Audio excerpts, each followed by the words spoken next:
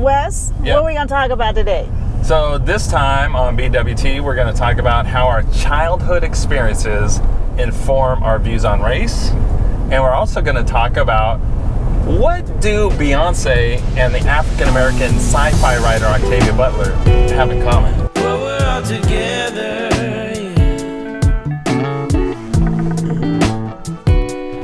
Make it right Yep. together. You nervous? A little bit. All right. Hi. Welcome to BWT. Black, white, talk. Every time. Hi. Welcome to BWT. But we're together. Black, white, talk. What childhood experiences informed your views on race? So what comes to mind for me is when I was going into the second grade and my parents moved us from the east side of town, which was the black part of town, to the white part of town, which was up behind the university. How was that transition? It was sad. Oh. I mean, you're kind of excited because you're going to get a new house, I guess, and it's bigger. Yeah. But you're moving away from everything and everybody. So my mom's sisters lived like within blocks of us. Yeah. We could walk there.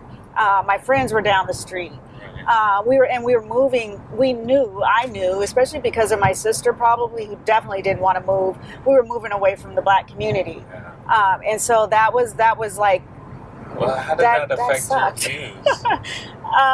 So what happens is, though, so then I started going to school with the white kids, but then we're like at the end, I guess, of desegregation, actually, and so the black kids from the east side were getting bused to Hyatt Elementary. And so then you had the white kids at the school and the black kids. So thank goodness, really, for that. But what I think I had to do was to balance, like, my interactions. I had to learn how to get along. Because I lived with the white folks and I loved the black folks. How do you make your life good at school? So do you feel like there was, like, Du Bois talks about dual consciousness or code switching? Was it like to that degree, or were you young enough where it was just sort of awkward and you couldn't really put a finger on it? Yeah, I think it was tough because what I remember is being completely comfortable with the black kids,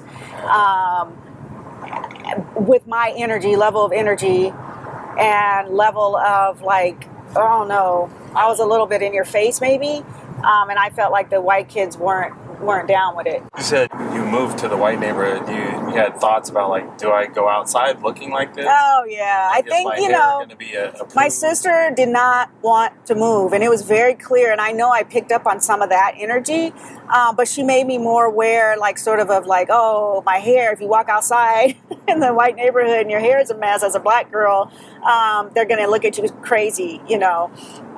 So yeah, I was. Those ideas were there, like, how am I going to get along in this new place? It's tough. And I can say, like, I never moved. I was in the same house all growing up, and you know, if I moved, it would have been to another white neighborhood probably. Like, I don't have any corollary for that.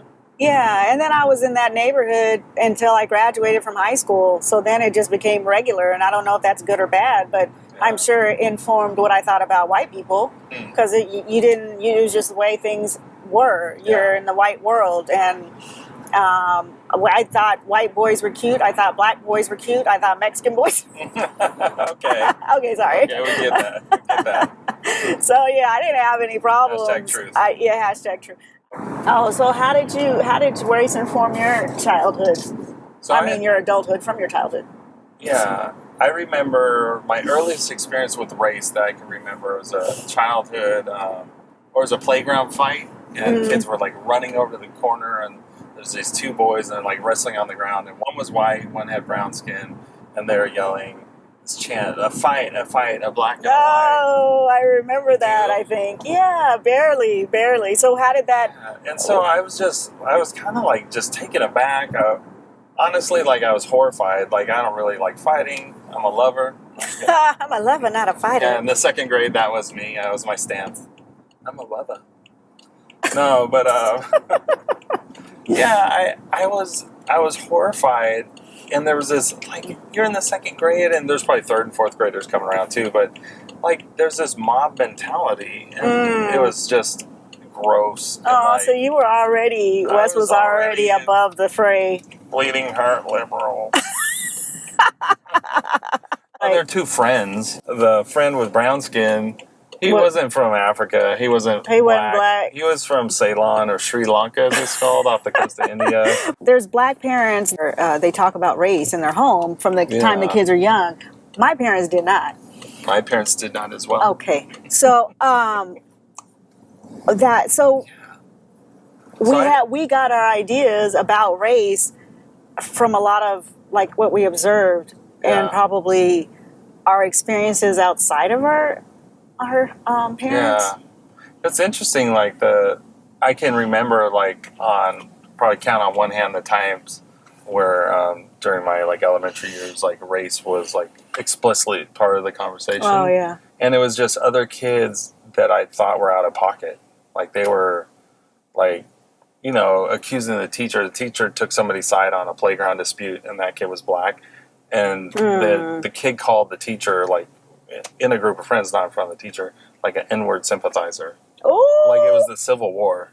And I was like, how did you come up with that vocab? Now, that came from the house, because how do you even know? Right. Because without our parents... Yeah. And it was probably like 1982. Oh, mine was the 70s. 82. That was probably 7th grade. 7th grade. Yeah. Gosh, that's crazy. Yeah. Yeah. No. Views were, as early as I can remember, of being repulsed by racism or at some attempt to draw lines between people. Yeah. And I don't know where it came from. Like, I mean, my parents weren't espousing racist views. There wasn't race conversation even. Yeah. It was more like a silence, but still, that could have easily been filled in by neighbors or other adults. But it's interesting because kids left alone, like, we kind of developed this understanding of race without their influence, and my consciousness was raised later. My parents were not talking about race. That's all I know. So I don't know. I just, it baffles me actually why.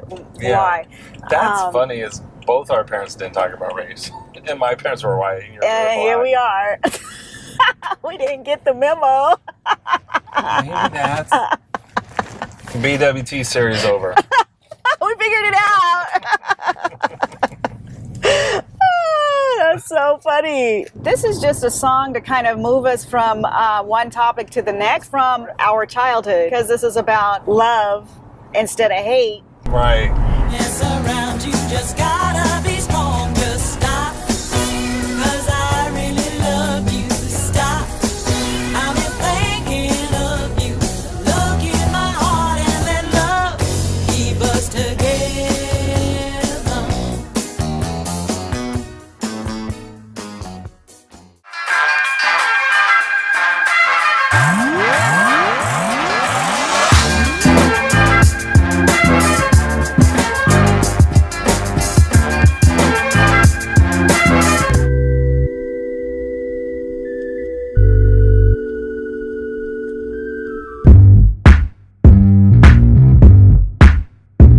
We just saw the Octavia Butler exhibit. One thing I liked is they had these journals in her own handwriting. I wish I could be more articulate about how good that was. That was the best exhibit I ever seen!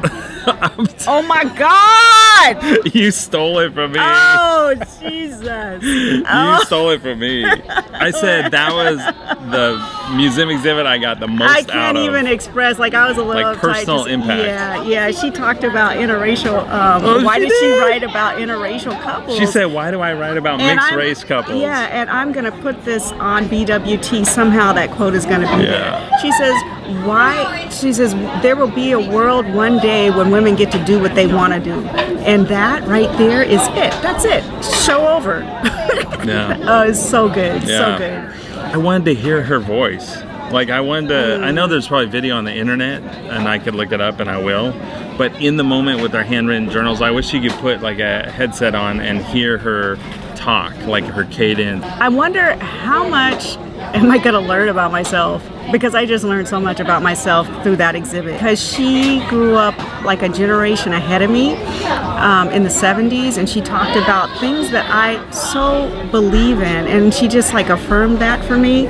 For instance, how we should never ever discredit our ancestors for what they've done and what they've sacrificed. And too often I've seen young people, they get mad at the generation before for the not the progress they made, they like excuse that or dismiss it because they weren't as radical or as intense as they were about their message. And I am so against that. But how come she wasn't known as a motivational person or inspirational person? The quotes that were written up around there and her journals are filled with things that... What she gave me in there is as much as King could give me at any given moment. There was so much in there about like conquer your fears. There's this one quote, there are no limits except the ones you create. There are no limits except the ones you create. There are no limits except the ones you create. There's another quote. A woman came up to her and said, I just need to subsist as a writer. Can you help me do that? And Octavia Butler says, I can believe it. She says, why would you want to strive for the bottom? Why would you want to strive for the bottom? Best quote ever. And she said, you don't need an oppressor if you're doing it to yourself.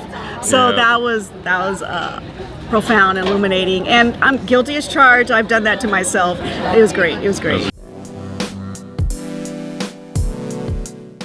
Because Octavia Butler, because we brought up that piece about interracial marriage, and why did she write about interracial marriage? What if women at some point in our future are able to do whatever they want to do? So of course it's about freedom, and so it made me think of Beyonce's Lemonade. To me, it was such a great piece of art. When I heard what she did with like her personal experiences and wove it into this tapestry of like a kind of a concept album, I was blown away.